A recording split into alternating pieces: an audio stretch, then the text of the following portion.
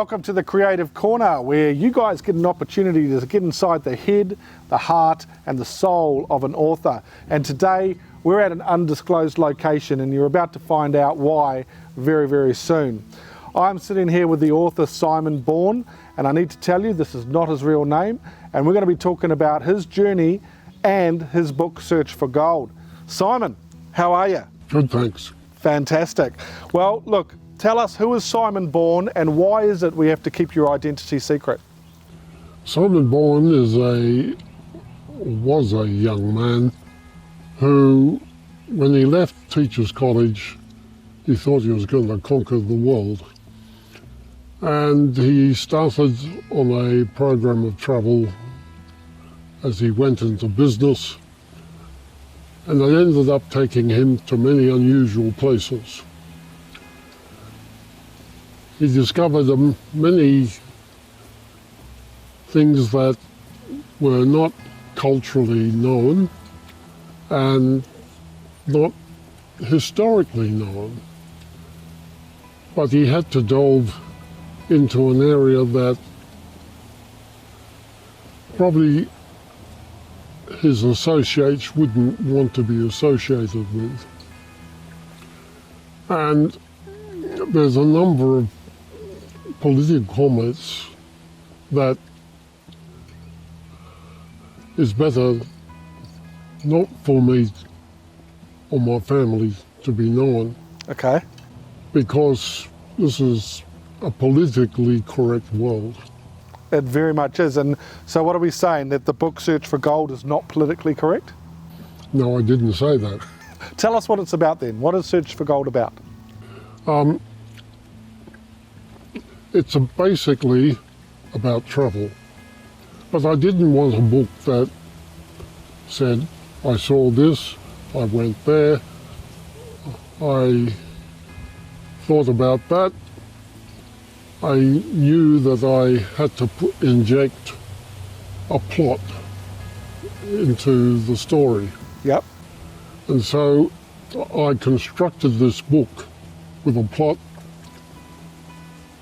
that's introduced by the prologue and goes through all the journeys and adventures, some of them dangerous.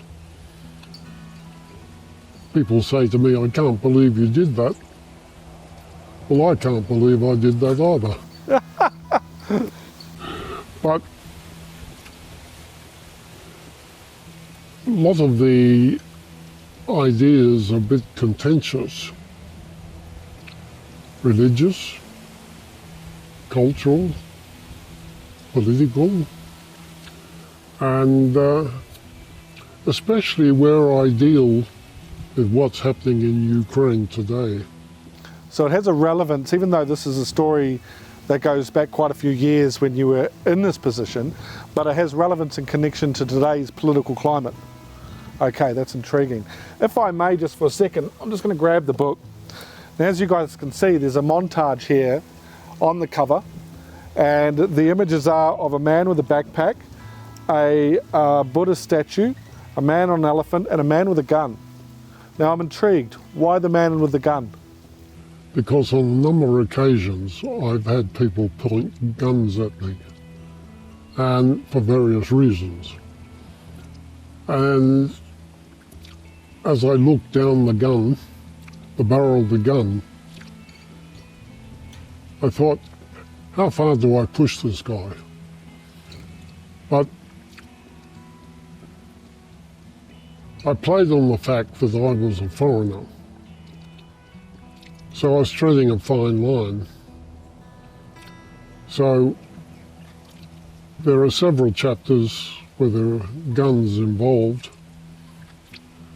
And when I came back and told my wife about it, she probably had heart attacks, metaphorically speaking. Well, obviously contributing to the well-being of your family. You drew a line in the sand to stop doing these trips, to be involved in the businesses you were in? I stopped travelling because I retired. Right. And After I retired, I was thinking about all the incredible things that were done. And then something happened that was a catalyst that brought the book to fruition. And that is, a couple of months after I retired, I had a stroke. Now, the stroke affected my right side. So I had to do therapy to retrain the mind to develop that coordination. So I was given exercises to develop coordination, and I thought, this is a waste of time. If I start writing, that's a similar thing, but it has a purpose. So I thought, well, I'll write a book about all my experiences, but it was all in longhand because that was the therapy. I didn't agree with the therapy that they wanted to give. So I wrote the book in longhand, and as I recovered because of that, I was involved in other things and put all that I wrote into a box, put it in the garage, and there it sat for about 10 years. What did you learn about writing when you were doing that? What did you learn about it, that process? The process of writing? Yeah. The process of writing involves an incredible amount of coordination of nerves, of mind, and this is why young kids are a bit cumbersome with their writing. So I found that this was one of the best forms of therapy, and there it stayed in the garage until COVID. And then when the lockdown started, I was thinking, what am I going to do? I'm confined to the house. So I was rummaging around in the garage and came across this box with all the writing. So I pulled it out and I said to my wife, I think we should now start producing this as a book, as something to do during lockdown. And so I guess in a way this book is a result of lockdown. Wow, okay. So let's go to that stage. You and I met and we embarked on the publishing journey to bring the book to life. What did you learn about publishing? What did you take away from that journey? I had to be very precise in what was written. And it made me think more carefully about what I was writing, because there were going to be fact checks made. When I first started writing, the internet wasn't so well developed,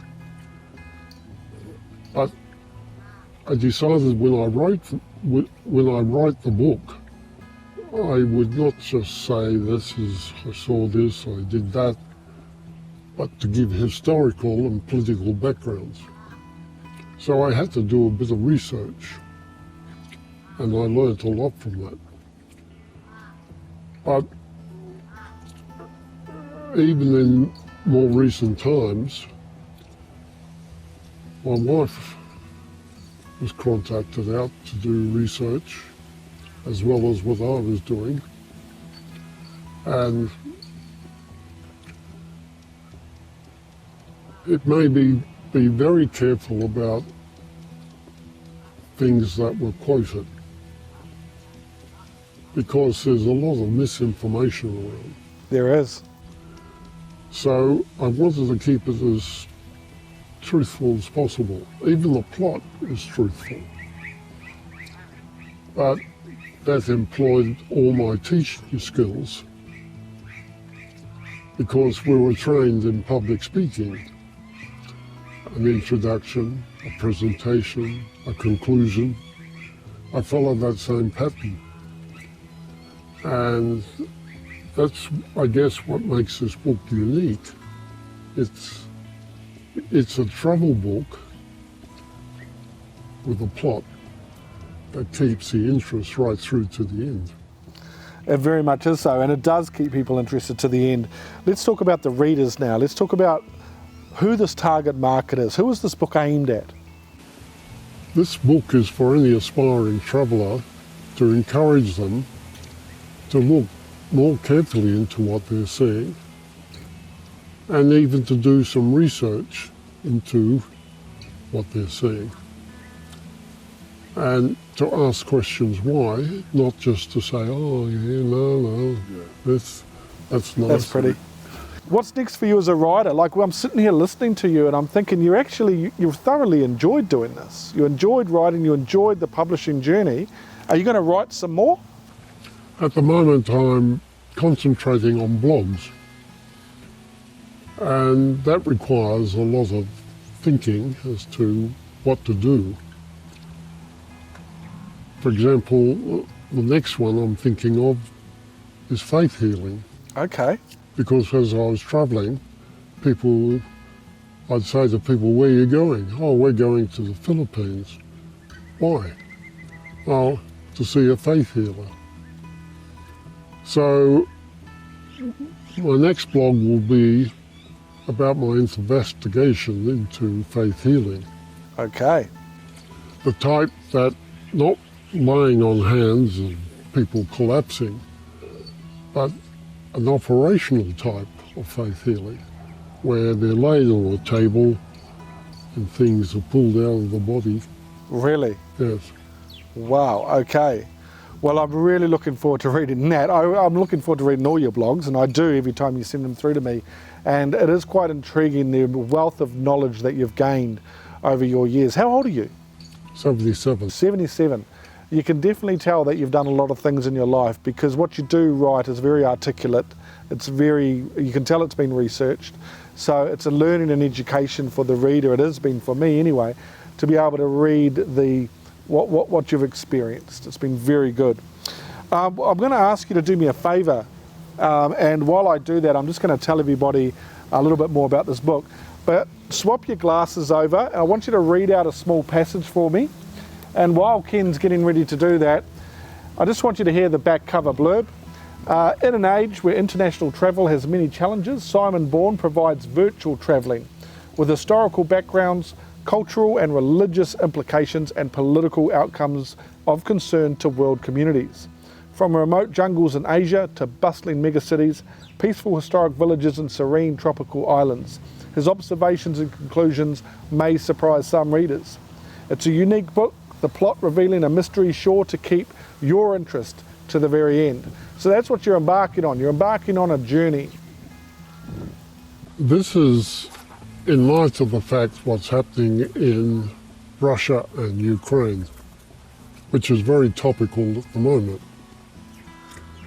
And this led from the fact that years ago I was studying some of the philosophies of the ancient Chinese generals, and in particular Sun Tzu. Okay. And I was really intrigued as I was doing more research on this current situation, and I came across this passage. From the influences on the language and the form of government, the very impacts of the Mongol invasion are still evident today. The Russians, through the control of Mongols, who had adopted many of the ideas of government and economics from the Chinese, became perhaps a more Asiatic nation in terms of government, while the deep Christian roots of the Russians established and helped maintain a link with Europe. It was the Mongol invasion that, perhaps more than any other historical event, helped to determine the course of development that Russian culture, political geography, history, and national identity would take. Intriguing. And this is what I like about your book, Simon. I like the fact that it is your autobiography, sharing your journey, your stories through your career, but it's also sharing that education and that knowledge that you've gained over that time as well. I want to thank you so much for coming to sit down with me, discuss your book, discuss your journey. I greatly appreciate it. Thank you very much. You're welcome. Now for you guys, if you just follow that link at the bottom of the screen, you'll be able to go and visit Simon's website, check out these blogs that we're talking about, and get yourself a copy of Search for Gold. Thanks for watching, and we'll see you next time on the Creative Corner.